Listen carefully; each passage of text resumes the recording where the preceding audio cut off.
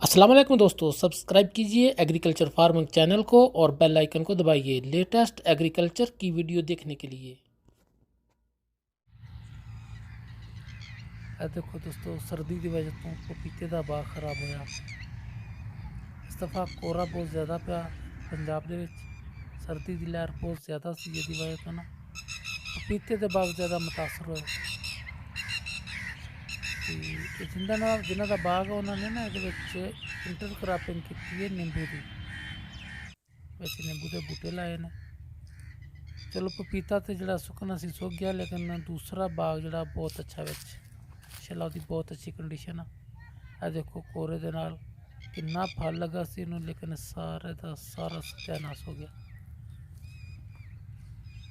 देख रहे हो माशाअल्लाह फल भी काफ़ी सी। है जी नींबू की इंटर क्रॉपिंग है नींबू के बूटे ने विच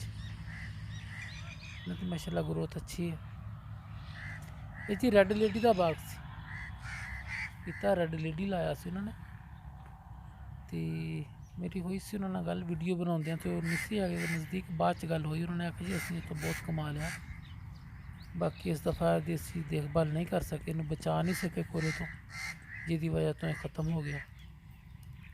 तो इंशाअल्लाह इस दफ़ा नींबू में नसीब फल लगेगा। असं जोड़े बूटे खड़े से उन्होंने हले भी फ्लावरिंग आ रही है। देखो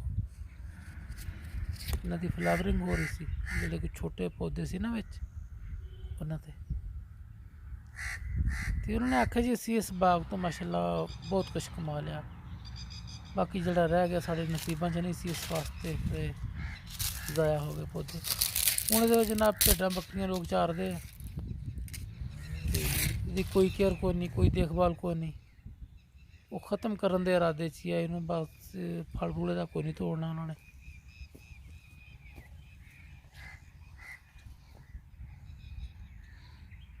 इसने 2.5 एकड़ बाग जिहदे विच इंटर क्रॉपिंग की, और सारे का सारे बाग का यही हाल, सब सेम कंडीशन हर पौधे की हर जगह। इस दफ़ा सर्दी बहुत ज़्यादा सी, जिसकी वजह तो ये सारा नुकसान होया। देखो है नींबू के बूटे लाए ने।